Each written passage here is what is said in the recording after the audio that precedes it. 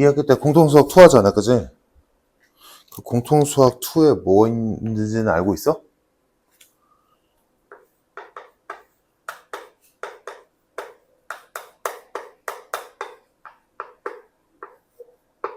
자, 여기는 크게 세 단원으로 있는데, 첫 번째 단원이 이제 도형의 방정식.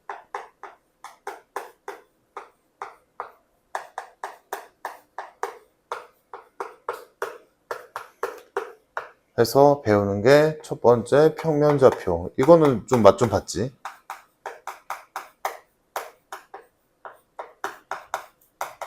두 번째가 직선의 방정식. 세 번째가 원의 방정식. 마지막이 도형의 이동.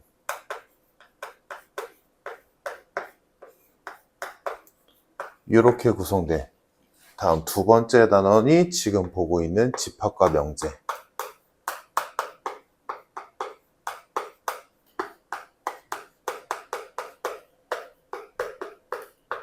자, 여기는 뭐 세부적으로 보자면 첫 번째가 집합, 두 번째가 명제, 그리고 조금 더 세부적으로 가자면 여기 마지막에 절대부등식이라는 게 하나 있고,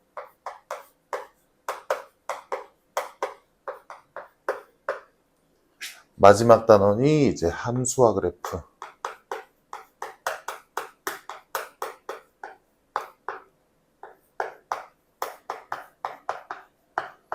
해서 세부 단원으로는 뭐 여러 가지 함수,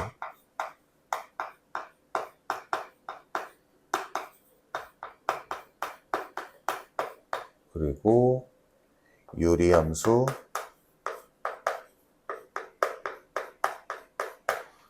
마지막 무리함수. 이렇게 구성돼. 이게 공통수학 2 전체거든. 자, 그러면 여기서 각 단원의 뭐 주요한 사항들만 살짝만 얘기해 보자면, 도형의 방정식은 해봤잖아, 그지? 살짝 해봤잖아. 자, 도형의 방정식은 이제 뭐 당연히 도형에 대한 얘기들 그래서 쭉 나오고 있는 거고, 지금 이제 여기랑 여기가 낯설 텐데, 자, 집합과 명제는 일단 얘네들은 서브 단원이야. 즉 얘네가 뭔가 주가 되지는 않아. 그래서 얘네들을 가지고 유건아 여기 앉아. 그래서 나중에 가면 이 단원을 벗어나서 보면 이제 요런 단원들은 메인으로 나오진 않고 문제 사이사이에 녹아 들어가, 표현적으로. 그래서 여기가 뭐냐면 특히나 얘네들은 표현법에 대한 얘기가 강해.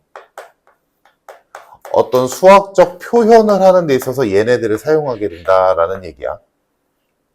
그래서 얘네들에 대해서 배우게 되는데, 지금 당장은 얘네들이 여튼간에 어떤 단원이잖아? 그러니까 얘네들이 문제로 막 나오겠지. 근데 나중에는 알아볼 수 있으면 된다고. 왜? 표현법이니까. 자, 그렇다는 거고, 마지막 함수와 그래프는 지금 너희가 알고 있는 함수는 두 개밖에 없어. 1차 함수, 2차 함수. 요 두 개밖에 없는데, 이 여러 가지 함수는, 자, 1차 함수와 2차 함수다라고 하는 기준은 x의 차수가 1차식이냐 2차식이냐라고 나누는 거였잖아. 그러면 여기서 나오는 여러 가지 함수는 그거 말고 다른 기준으로 함수들을 보자는 거야. 다른 기준으로 함수들을 여러 가지 배우게 되고, 다음 그거를 지나면 이 유리함수와 무리함수라는 걸 배우게 되고, 요게 이제 1차 함수, 2차 함수 다음으로 배우는 새로운 함수들이야. 유리함수, 무리함수. 유리함수, 분수함수. 유리식이니까.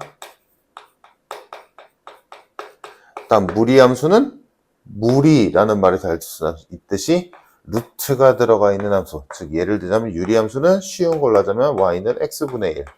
무리함수는 y는 루트 x. 요런 애들을 배우게 돼. 그래서 지금 여기가 이제 새 교육과정 처음이잖아. 그래서 사실 나도 시험 범위가 어떻게 잘릴지는 나도 모르겠어. 그래서 봤을 때 일반적인 경우라면 중간고사 범위가 여기에서 잘리거나 여기에서 잘릴 거야. 중간고사 범위가. 이거는 나도 몰라. 나와봐야 알아. 도형의 방정 여기가 압도적으로 양이 많거든. 여기보다. 그래서 여기에서 잘릴 가능성이 어느 정도 있고 여기에서 자르면 또 어떻게 보면 얘네 둘을 한 번에 기말고사에서 보는 건 또 무리가 될 수 있거든. 그래서 중간고사에서 집합에 대한 부분을 조금 집어넣어 줄 수도 있어. 요 정도에서 잘린다고 보면 돼. 그래서 요 정도가 우리가 준비할 중간고사 범위고 이 뒤로가 기말고사 범위다 라고 생각하면 되고, 그래서 우리는 지금 요 매주 아침 시간에는 여기부터 시작해서 시간 될 때까지 쭉 볼 거야. 뭔 말인지 알겠지? 해석해야 돼? 그래서 요거는 이따 오후에 할 거고 원래 우리가 하던 거, 그리고 지금 요 아침 시간에는 요 뒤에 단원들 한번 쭉 볼 거야. 그렇게 알면 되고,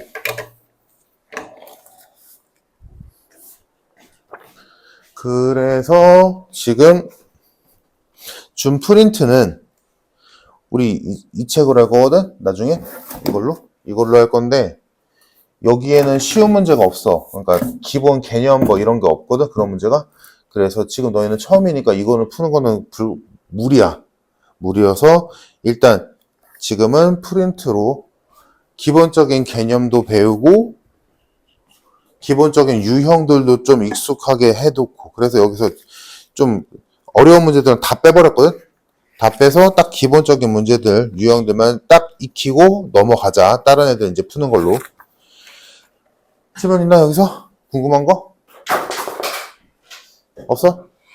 자, 그러면 집합을 해보자.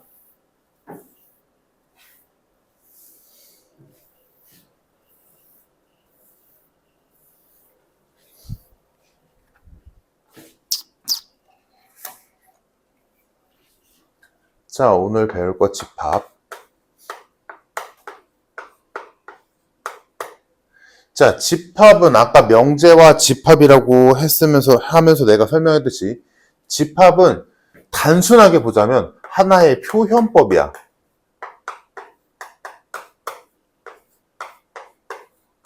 어떤 상황을 수학적으로 표현하는 방법에 대한 얘기거든? 자, 그러면 이제 당연히 알아야 되는 게 집합이 뭐냐. 그래서 집합은 그냥 단순하게 하자면 모임이야. 모임인데 특징이 있어야 돼. 어떤 공통된 특징, 성질이 있어야 돼. 공통점이 있어야 돼. 그리고 그 공통점이 객관적이어야 돼. 객관적인 공통점이 있는 애들의 모임을 집합이라고 불러. 그럼 쉬운 예로 들어보자. 5보다 작은 자연수의 집합이다.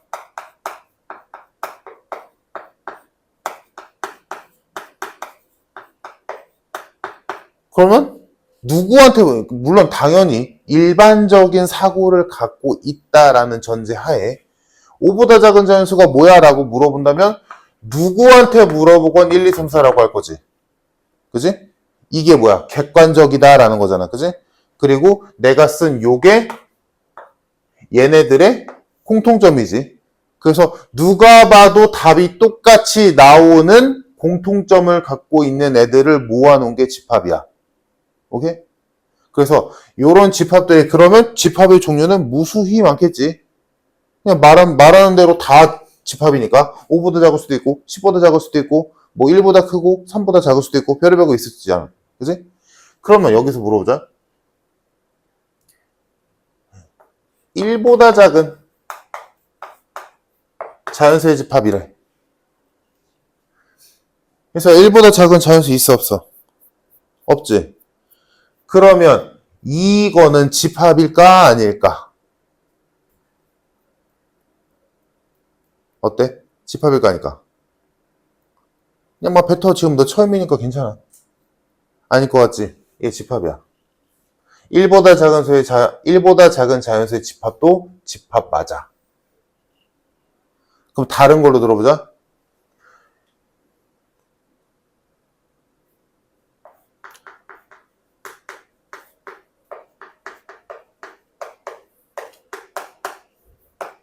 이거는 1보다 큰 자연수는 셀 수 있어, 없어? 없지. 무수히 많지. 그럼 이거 집합일 거 아닐까? 어떤 사람한테 물어보면 2부터 100까지만 내가 말할 거고, 어떤 사람한테 물어보면 2부터 1000까지 말할 테야. 그지? 그럼 1보다 큰 자연수의 집합은 집합일까? 아닐까? 아닌 것 같지? 집합 맞아. 얘네 둘 다 집합 맞아. 그러면 여기 두 개에서 우리가 알 수 있는 건 뭐냐면, 집합은, 아까 내가 말했지, 집합의 정의는 객관적인 공통점이 있는 애들의 모임이야. 그러면, 자, 1보다 작은 자연수의 집합에는 아무것도 없지. 아무것도 없지. 다음, 1보다 큰 자연수의 집합은 무수히 많지. 맞니? 즉, 이 집합 안에 해당되는 애가 없어도, 엄청 많아도 집합은 집합이야. 왜? 누구한테 물어봐도, 봐봐. 아까 내가 말한 요거에다가 포커스를 두고 들어봐. 어떤 사람한테 물어보건 1보다 작은 자연수 뭐야? 라고 하면 없는데? 라고 할 거 아니야. 그치? 객관적이잖아. 어떤 사람한테 물어본 간에 1보다 큰 자연수 몇 개 있어? 라고 물어보면 엄청 많은데? 라고 할 거 아니야. 그치? 객관적이잖아. 즉, 집합이냐 아니냐를 따지는 기준은 객관적으로 공통점이 있냐 없냐지, 그 안에 이 조건을 만족시키는 애가 없냐, 한 개냐, 두 개냐, 100개냐, 1000개냐, 셀 수 없냐는 집합이냐 아니냐의 기준에 들어가지 않는다고. 무슨 말인지 이해됐어? 엄청 많아도, 아예 없어도 집합은 집합이라고. 오케이? 무슨 말인지 알겠지? 누구한테 물어보건 답이 똑같으면 상관없는 거야. 근데 이런 건 안 되는 거지, 이제. 예쁜 꽃의 모임 이라고 있어. 그럼 누군가는 해바라기가 예쁜 거고, 누구한테는 장미가 예쁜 거고, 누구한테는 다 안 예쁘고 이럴 수도 있잖아. 이건 쉽지? 객관적이지 않잖아. 키가 큰 사람의 모임.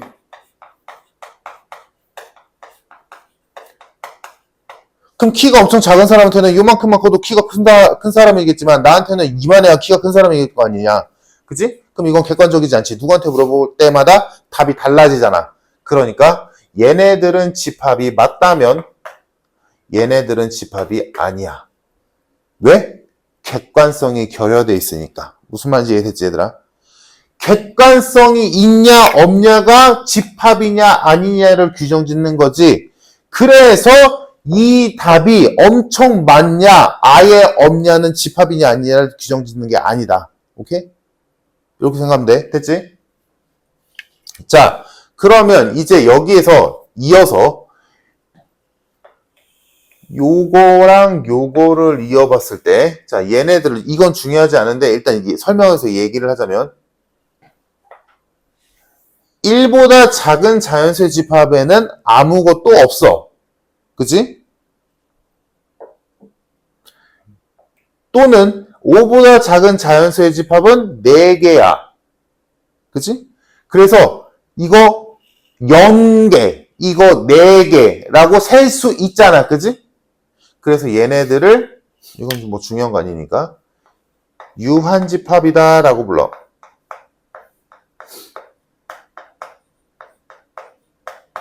그리고 1보다 큰 자연수의 집합은 거기 안에 뭐가 있는지 못 세잖아. 무수히 많으니까. 그래서 얘를 무한집합이다 라고 불러. 즉, 요 용어를 봐도 알겠지만 집합이냐 아니냐를 따지는데 그 안에 이 문장을 만족시키는 애들이 몇 개 있는지, 엄청 많은지 없는지, 몇 개밖에 없는지는 집합이냐 아니냐를 규정짓는 게 아니다. 왜? 이름이 집합이잖아. 오케이? 여기까지 됐지? 자, 그러면 이제 오늘은 좀 용어 정리가 좀 일반적일 텐데. 자, 그러면 이제 요 예를 계속 끌고 가보자. 자, 5보다 작은 자연수의 집합이 1, 2, 3, 4야. 그때 요 1, 2, 3, 4를 뭐라고 부르냐면 원소라고 불러. 과학 시간에 배웠던 그거랑 비슷한 느낌이야. 즉 어떤 집합의 조건을 만족시키는 애들이 있을 거 아니야? 그 애들을 원소라고 부르는 거야. 그래서 원소는 그 집합의 어떤 특정 집합에 속하는 낱개들, 얘네들을 원소라고 불러. 그러니까 이제 우리가 했던 요거를 다시 요 용어를 써서 보자면 5보다 작은 자연수의 집합의 원소는 1, 2, 3, 4다 라고 하면 되고 1보다 작은 자연수의 집합의 원소는 없다 라고 하는 거고 1보다 큰 자연수의 집합의 원소는 무수히 많다 라고 하면 돼. 이해됐지? 자, 그러면 요걸 이제 거꾸로 1은 5보다 작은 자연수의 집합의 원소다라고 할 수 있는 거지. 자, 그때 이 집합은 맨날 이렇게 글로 쓸 수는 없잖아. 처음에만 이렇게 쓰지. 영어랑 똑같잖아. 처음에는 사람 이름을 쓰지만 나중에는 귀찮으니까 그냥 he, she 이러잖아. 그지? 그것처럼 이 집합도 처음에는 이렇게 조건을 줘서 써주지만 나중에는 계속 쓰다 보면 귀찮으니까 대명사화 시킨단 말이야. 그때 일반적으로 집합은 간단하게 대문자 A, 대문자 B, 대문자 C 이렇게 순서대로 가. 그러니까 이렇게 썼다면 얘는 이제 그 뒤로는 집합 A라고 읽으면 돼. 지금 이 상황이라면 A라고 했으니까 집합 A. 그러면 이걸 다른 말로 써보면 이 문장을 집합 A의 원소는 1, 2, 3, 4다지. 됐지? 다음 거꾸로 1은 집합 A의 원소다. 2는 집합 A의 원소다. 3은 집합 A의 원소다. 4는 집합 A의 원소다. 5는 집합 A의 원소가 아니다. 가능한 말이지. 다들 이해했어 지금? 자, 그때 그거를 당연히 한글로 안 쓸 거 아니니 이때 기호가 하나 나오는데 자, 지금 내가 했던 말 다시 해보자. 1은 집합 A의 원소다 라고 표현하고 싶어. 그걸 어떻게 표현하냐면 요렇게 생긴 기호를 써. U자를 옆으로 눕힌 다음에 짝대기 하나 더 그으면 돼. 요게 원소 어떤 애가 어떤 집합의 원소다라는 걸 표현하는 거야. 그래서 이 기호의 이 둥근 부분, 이 반대편 얘가 원소고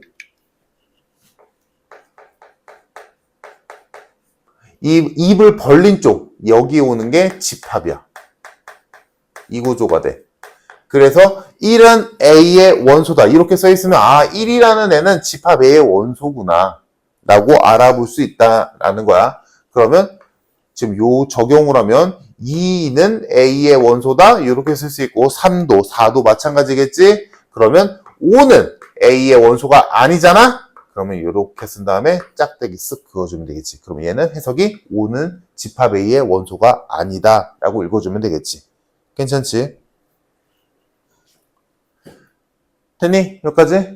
자, 다음.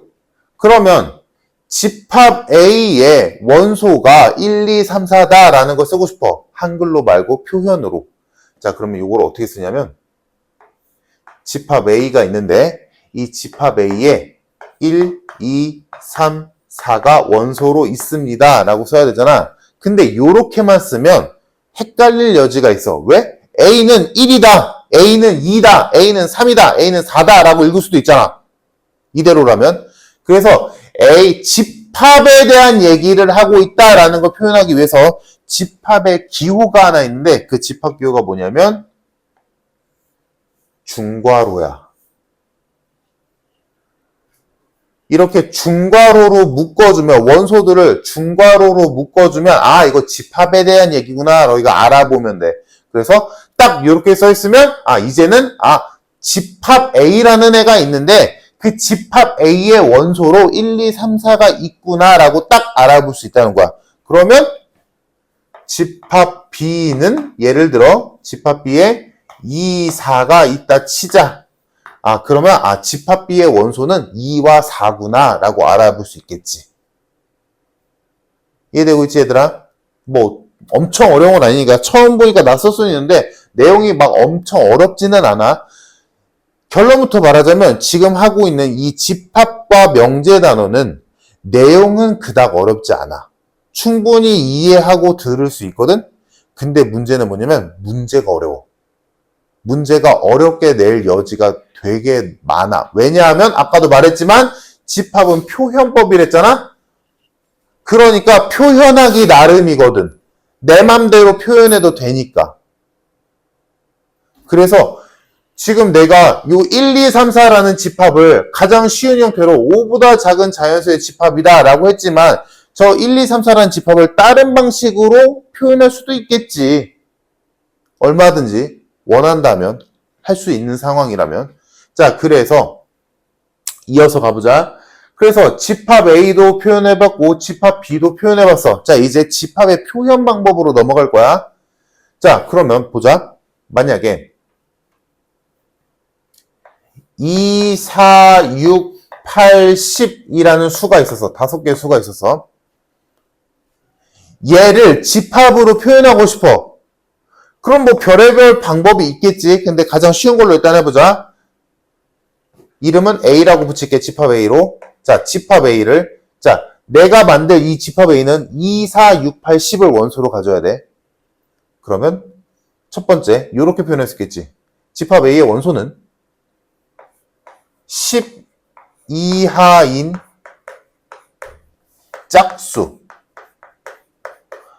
라고 하면 맞지? 10 이하인 짝수는 2, 4, 6, 8, 10이니까 그지? 다음 야 이렇게 한글로 쓰기 귀찮아. 그냥 있는 그대로 다 쓸래. 그냥 이렇게 쓴 다음에 집합이란 표현이 있어야 되니까 얘도 이렇게 써주면 얘들아 요거나 그게 그거지. 결론은 똑같지. 집합 A의 원소로 2, 4, 6, 8, 10이 있다라는 결론은 똑같잖아. 그치? 근데 위에 거는 이 집합의 원소가 몇이다라고 명확하게 써주지는 않았지. 그냥 그 집합의 원소들의 특징을 써준 것뿐. 성질을 써준 것뿐. 객관적인 공통점을 써준 것뿐. 10보다 작은 10 이하인 짝수다. 라는. 근데 아래 거는 뭐야? 진짜로 이 집합의 원소가 누구 있는지 바로바로 다 써준 거지. 눈에 바로 보이게. 그래서 집합의 표현 방법이 크게 이렇게 두 가지로 나뉘게 돼. 이것도 이름이 있는데 중요하진 않아. 근데 알고는 있어야 돼. 알고는 있고 내가 이렇게 말을 하면 너희가 알아는 먹어야 돼. 너희가 이걸로 한글로 또박또박 쓸 일은 없어. 자, 집합의 표현 방법 크게 두 가지로 이렇게 있어서 이거부터 하자. 집합의 원소를 눈에 보이게 그냥 바로바로 명확하게 바로바로 써주는 방법을 집합의 원소를 그저 나열했다 라고 해서 원소나열법이라고 하고 다음 얘처럼 집합의 원소들을 눈에 보이게 명시적으로 다 써주지 않고 그 집합의 원소들의 공통적인 성질을 그냥 서술해 준 거. 얘를 원소가 되는 애들의 조건을 제시해 주는 방법이다 해서 조건제시법이라고 불러. 그래서 이렇게 두 가지가 집합을 표현하는 방법이 돼. 물론 하나 더 있어. 하나 더 갈 거야. 자, 일단 주요한 건 요 두 개고 집합의 표현 방법으로 하나 더 있는 게 뭐냐면 얘는 어렵잖아. 얘네랑 막 연관성이 엄청 깊은 건 아니고 그냥 이 원소나열법보다 더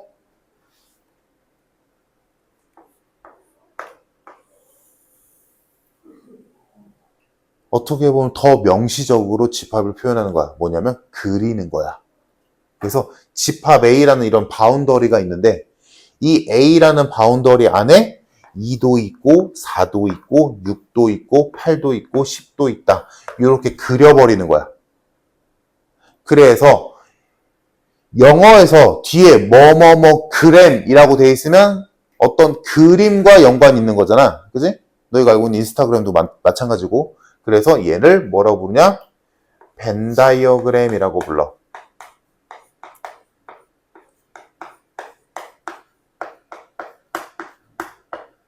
그래서 지금 여기 칠판에 있는 세 가지 조건제시법, 원소나열법, 벤 다이어그램 요 세 개가 집합을 표현하는 세 가지 방법이 돼. 그래서 문제에서 이렇게 줄 수도 있고 이렇게 줄 수도 있고 이렇게 줄 수도 있어. 그때 너희가 편리한 대로 필요한 대로 갖다 쓰면 돼. 갖다 쓰고 만약에 조건제시법으로 나와 있는데 나는 원소가 눈에 보이는 게 좋아. 그래야 문제가 잘 풀려. 안 헷갈릴 것 같아. 그러면 이걸 보고 이렇게 해석해서 써놓으면 되는 거지. 반대로 이렇게 써 있어. 근데 이 원소들이 어떤 규칙인지를 알고 싶어. 그러면 이거 12항이 짝수들의 모임이구나. 이렇게 쓰면 되고. 그리고 이 벤 다이어그램은 제일 무식한 방법까지나 일일이 다 그리는 거니까. 근데 이 벤 다이어그램도 엄청나게 많이 쓰이게 되거든. 왜냐? 집합이 하나만 있는 건 아니잖아. 문제에서. 집합이 2개일 수도 있고 3개일 수도 있을 거 아니야? 그때 이 벤 다이어그램을 그리면 뭐가 바로 보이냐면 그 집합과 집합 간의 관계가 보이게 돼. 뭔 소리냐? 예를 들어보자. 만약에 집합 A가 지금 우리가 봤듯이 원소가 2, 4, 6, 8, 10이야. 다음 집합 B가 있는데 이 집합 B는 1, 2, 3을 원소로 갖고 있어. 다음 집합 C가 있는데 이 집합 C는 8과 10을 원소로 갖고 있네. 다음 집합 D가 있는데 이 집합 D는 집합 D까지 하면 너무 복잡하다. 여기까지만 하자. 자, 이렇게 갖고 있다 치자. 그럼 얘네들을 A, B, C 집합이 어떻게 생겨 먹었는지, 구조가 어떻게 되어 있는지를 알아보고 싶다면 벤 다이어그램을 그리는 게 가장 좋다라는 거야. 왜냐? 그려보자. 집합 A의 바운더리 안에는 2, 4, 6, 8, 10이 있어. 자, 그리고 집합 B에는 1, 2, 3이 있고 집합 C에는 8과 10이 있어. 그러면 집합 C의 원소인 8과 10은 전부 다 A 안에 있지. 그러면 A 안에 C 집합이 이렇게 있어서 C가 8과 10을 갖고 있고 A도 8과 10을 갖고 있는 거지. 그리고 추가적으로 2, 4, 6을 갖고 있는데 그 2, 4, 6 중에 B와 2가 겹치잖아. 그러니까 B가 A와 일부분이 겹치면서 2가 여기에서 겹치고 B는 1과 3이 있고 나머지 A는 4와 6이 이렇게 있겠네. 라고 그릴 수 있겠지. 그러면 딱 눈으로 보고 이거 A집합에 2, 4, 6, 8, 10이 있고 B집합에 1, 2, 3이 있고 C집합에 8과 10이 있는데 그려보니까 C집합은 A집합 안에 들어가는 집합이고 안에 속해 있는 집합이고 A집합과 B집합은 2라는 원소를 공유하고 있고 C라는 집합과 B라는 집합은 공유하는 원소가 한 개도 없구나라고 눈으로 바로 볼 수 있지. 그래서 벤 다이어그램은 일반적으로 2개 이상의 집합 간의 뭔가 관계를 알고 싶다면 그리게 돼. 나중에 되게 많이 그릴 거야. 여기까지 괜찮을까, 얘들아? 자, 여기까지가 집합에 대한 표현 방법이어서 자, 다음 조금만 내용 더 가보자.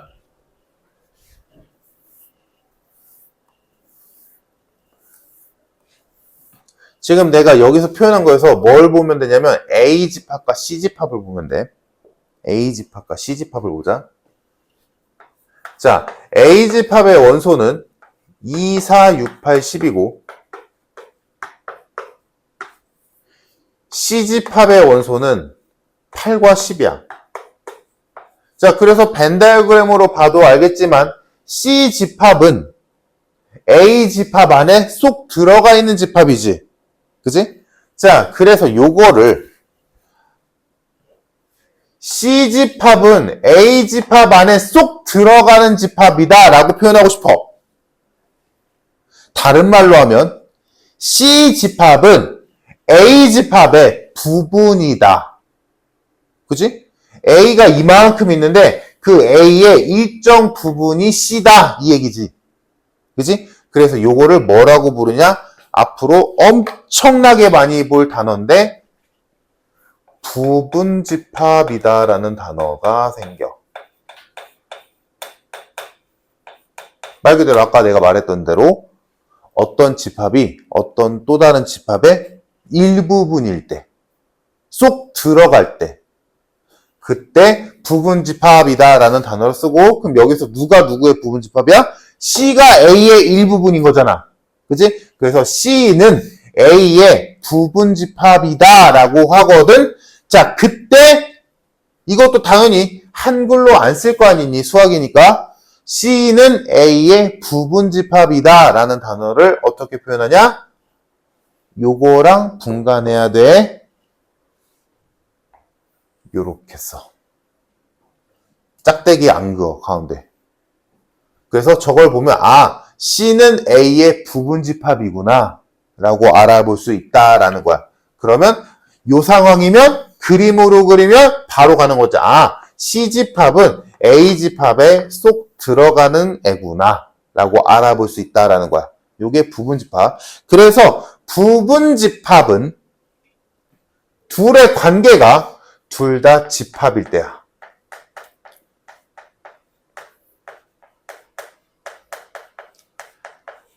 즉, 요 경우와 요 경우를 비교하자면 일단 첫 번째로 너희가 문제에서 마주하게 될 게 뭐 다른 것도 있겠지만 첫 번째로 문제에서 좀 심도 있게 바라보게 될 게 언제 얘를 쓰고 언제 얘를 쓸까야. 얘를 써야 되는 상황인데 얘를 쓴다거나 반대 경우로 얘를 써야 되는데 얘를 쓴다라고 하면 무조건 틀린 거지. 그때 일단 첫 번째 기준은 뭐냐면 입을 벌리고 있는 쪽은 무조건 집합이야. 그때 요 왼쪽에 오는 입을 벌린 쪽의 반대편에 있는 애가 원소냐 집합이냐 요걸로 보면 돼. 원소냐 집합이냐로. 생긴 걸로 따져도 되기는 하는데 그러면 문제에서 좀 막힐 가능성이 높거든. 왜냐면 당연히 쉽게는 안 주기 때문에. 그러면 봐봐.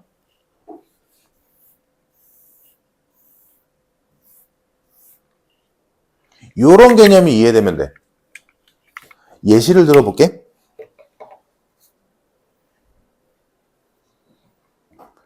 그래서 동물은 생물의 부분집합이지. 그냥 쉽게 가자고. 이해됐지? 식물도 생물의 부분집합이지. 근데 생각해봐. 동물이라는 집합은 그 안에 엄청나게 많은 원소를 갖고 있겠지. 식물이란 집합도 그 안에 엄청나게 많은 원소들을 갖고 있을 거야. 맞니? 그지? 그러면 동물이라는 집합이 생물이라는 집합의 부분 집합인 건 맞잖아. 그치? 요거는 이해되지? 근데 동물이라는 게 생물에게 원소가 되면 안 되는 거야? 이럴 수도 있다고. 상황이 맞는다면. 그러니까 무조건, 그러니까 지금 내가 하고자 하는 말은 뭐냐면 무조건 원소 형태면 이기호 쓰는 거고 집합 형태면 이기호 쓰는 게 아니라는 거야. 상황마다 다른 거야. 여기는 집합 계속 공통점이잖아. 입 벌리고 있는 쪽은 무조건 집합이고 이 반대편이 원소냐 집합이냐에 따라서 요기요냐 이기요를 쓰냐인데 그게 얘는 진짜 원소여야만 이기요 쓰는 거고 얘가 집합이면 무조건 이기요를 쓰냐? 아니야. 왜냐하면 봐봐. 요거 이런 예로 들었는데 그냥 딱 눈으로 보이게 해볼게. 어떤 집합이 있었어. 근데 그 집합이 더 상위 개념에게는 그냥 원소 따리일 수도 있잖아. 생긴 건 집합인데 나 집합인데 엄청 상위 개념에게는 그냥 네가 집합이면 뭐 어쩌라고 그냥 너는 나에게 원소일 뿐이야 라고 할 수도 있는 거잖아. 그치? 그러니까 이기호와 이기호를 쓰는 기준은 딱 절대적인 어떤 이 경우는 저거고 이 경우는 이거다가 아니라 그때 달라지는 거야. 표현에 따라서. 즉 이런 게 이제 문제로 보일 텐데. 자, 집합 A가 여기 안에 있는 게 이제 원소들이잖아? 원소 나열법으로 써볼게. 집합 A의 원소가 1도 있고 2도 있고 야, 둘 다 눈이 왜 그래?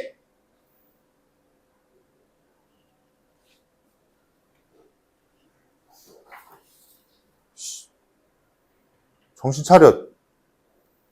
자, 집합 A의 원소들을 쓸 건데 1도 원소고 2도 원소고 그리고 A에게 여기 잘 들어.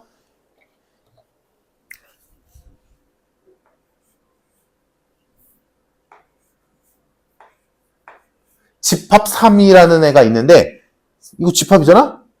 집합 3이라는 애가 있는데 이 집합 3이라는 거는 A에게는 그냥 원소일 뿐이야 라고 써준 거야. 무슨 말인지 이해됐어? 이런 거지.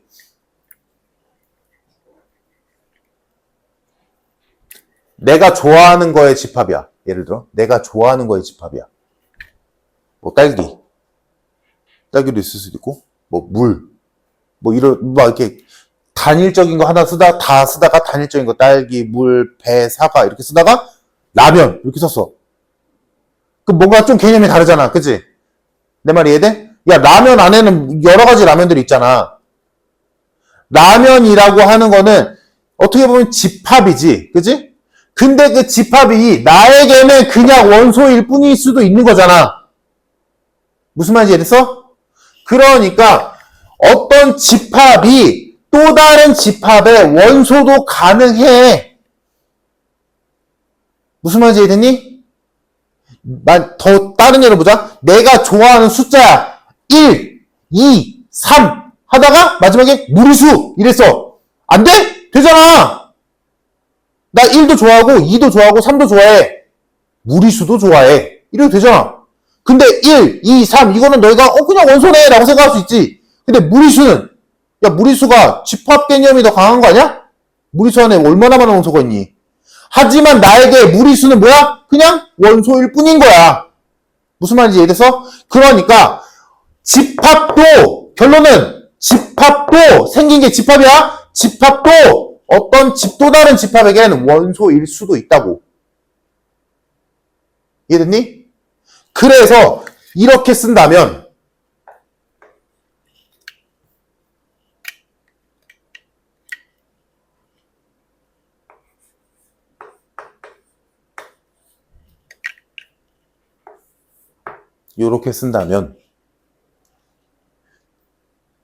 집합 A의 원소는 1, 2, 집합 3, 집합 1, 2 얘네들이 원소인 거야.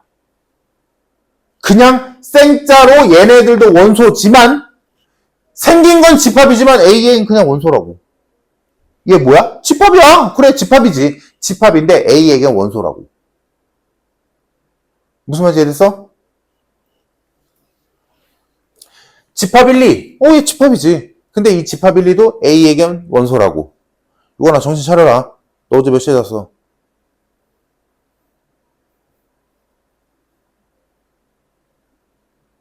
말 안 할 거야?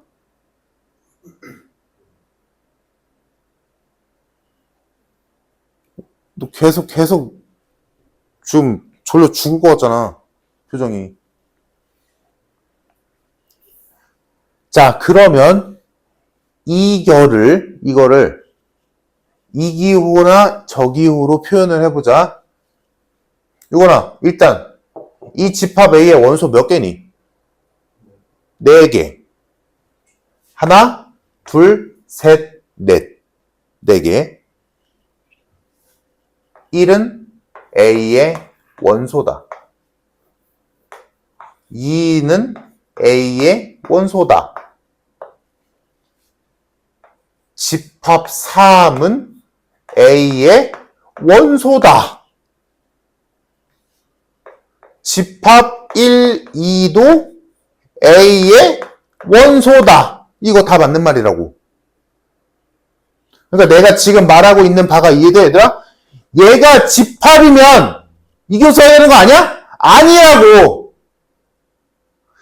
설명이 이렇게 되는 거지. 생긴 게 집합이어도 A에겐 얼마든지 원소가 될 수 있는 거야. 생긴 게 집합인 게 뭐 어쩌라고. A에겐 원소인데. 이해됐니? 그래서 자, 요거랑 저기요를 쓸 때 헷갈릴 수 있단 말이야? 헷갈릴 때 뭐를 먼저 생각하면 되냐면 요 삼지창을 먼저 생각하면 돼. 얘를 먼저 생각해서 얘가 되는 게 뭐가 있을까를 먼저 쭉 보는 거야. 그때 얘는 언제 되는 거라고? 원소들. 얘가 A에게 있어서 원소들이 그냥 원소건 집합 형태건 상관없어. 원소 나열법으로 얘도 원소라고 썼잖아. 그러면 딱 정확히 이 4개만 삼지창을 쓸 수 있어. 그 외에는 못 써. 왜? 원소가 4개밖에 없으니까. 이 4개가 원소니까. 오케이? 그러면 이기호는 어떻게 쓰냐? 자, 이기호는 C가 A의 부분집합이라며. 즉 부분집합이란 말이야. 쉽게 말하자면 어떤 집합에 원소들이 막 있을 거 아니니? 그 원소들 중에 일부분만을 떼어내서 새로운 집합을 만들었다고 생각하면 돼. 그러니까 자, 좀 더 이거는 나중에 조금 다 이어서 보고 쉬운 예로 보자. 어떤 집합이 있었는데 얘 원소가 1, 2, 3이야. 1, 2, 3을 원소로 갖고 있어. 그때 이 집합 A의 원소들 중에 일부분만을 떼어내서 새로운 집합을 만들 거야. 그러면 이 집합 A에서 있는 원소들 중에 일부분만을 떼어내서 만들 수 있는 집합은 집합 1도 가능하고 집합 2도 가능하고 집합 3도 가능하고 집합 1, 2도 가능 2, 3도 가능 1, 3도 가능 부분만 가져가라 했는데 다 가져가도 되는 거잖아. 얘네들이 전부 다 뭐야? A로 만들 수 있는 부분집합이지. 이해됐니? A가 갖고 있는 원소들의 일부분만을 떼어내서 만든 집합. 이게 뭐라고? 부분집합.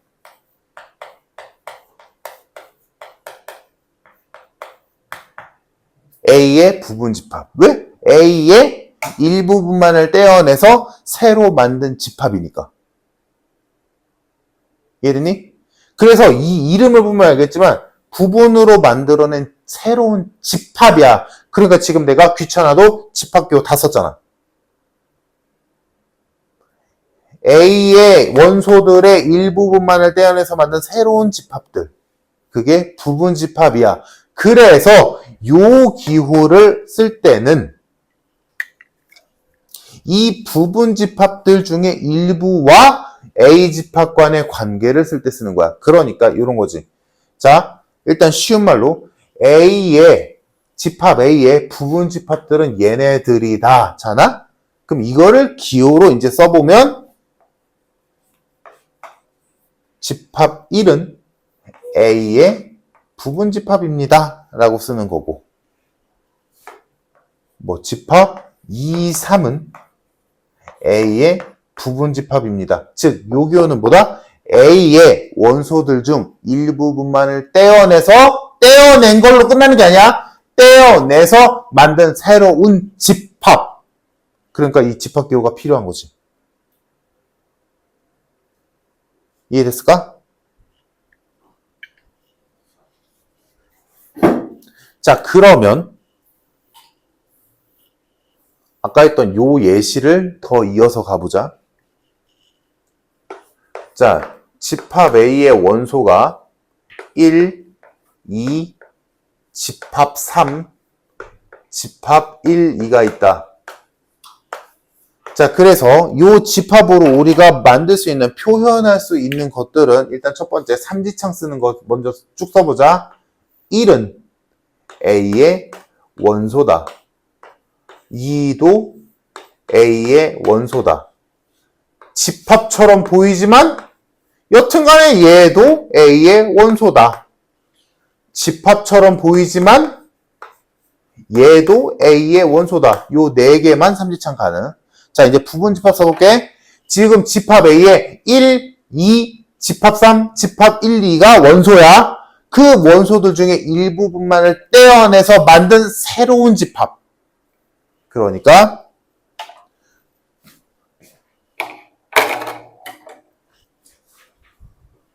여기서 1만을 떼어내서 만든 새로운 집합. 얘는 A의 부분 집합이다. 2만을 떼어내서 만든 새로운 집합은 A의 부분 집합이다. 집합 4, 여기 잘 들어. 집합 3을 떼어내서 만든 새로운 집합은 A의 부분 집합이다. 집합 1, 2를 떼어내서 만든 새로운 집합은 A의 부분 집합이다. A의 일부분인 1과 2를 떼어내서 만든 새로운 집합은 A의 부분 집합이다. 그럼 여기 1, 2로 쓸 수 있는 거 아니야? 쓸 수 있어. 그럼 이때는 집합 1, 2를 떼어내서 만든 새로운 집합은 A의 부분 집합이다. 여기 있지? 그러니까 얘도 되고 얘도 되는 거야. 그때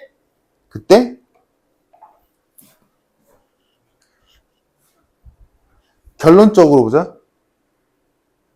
1, 2라는 걸로. 자, 요런 표현이 있고, 요런 표현이 있고, 요런 표현이 있는 거지, 지금.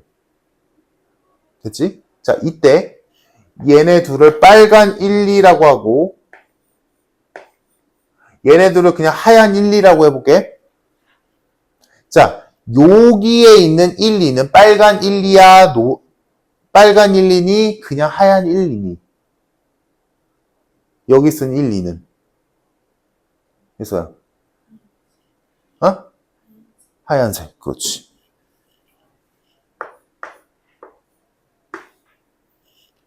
요거나, 여기 있는 1, 2는 빨간색 1, 2를 뜻하니, 하얀색 1, 2를 뜻하니.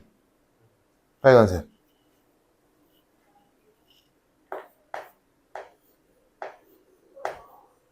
그래서 여기 있는 1, 2는 빨간색 1, 2를 뜻해? 하얀색 1, 2를 뜻해? 하얀색. 좋아. 괜찮니, 얘들아? 요게 요 두 개의 기호에 대한 표현 방법이자 쓰임새야. 헷갈리면 안 돼. 이거 문제에서 애지간하면 나올 거거든. 요거 가지고 하는 거. 자, 다음.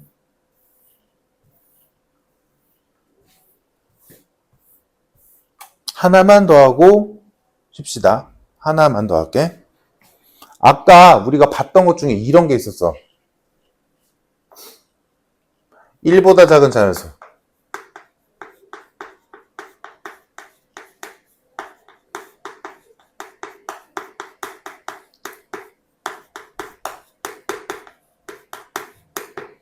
(1보다) 작은 자연수의 집합. 이거 집합 맞다 그랬잖아. 그치? 하지만 이 집합의 원소는 없지. 그치? 원소는 없지. 1보다 작은 자연수가 어디 있어? 자, 1보다 작은 자연수의 집합은 맞지만 원소가 없어. 그지? 누가 봐도 원소가 없지? 그러면, 자, 집합 중에서 원소가 없는 집합이 있어. 집합은 집합이네. 원소가 없어. 빈 껍데기야. 그런 집합을 뭐라고 부르냐? 공집합이라고 불러. 비어있다라고 해서. 비어있는 집합, 공집합. 다시 말하지만 얘도 집합은 맞아. 그 안에 원소가 없을 뿐. 자, 원소가 없는 집합을 공집합이라고 부르고 그 공집합 당연히 한글로 안 쓸 거 아니니?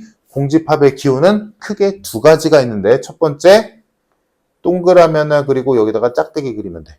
요거 공집합이야. 그래서 공집합이 유일하게 이 기호를 제일 많이 쓰거든? 공집합이 유일하게 얘들아 집합이다라는 걸 표현하고 싶으면 뭐 써야 돼? 중괄호를 써야 된단 말이야.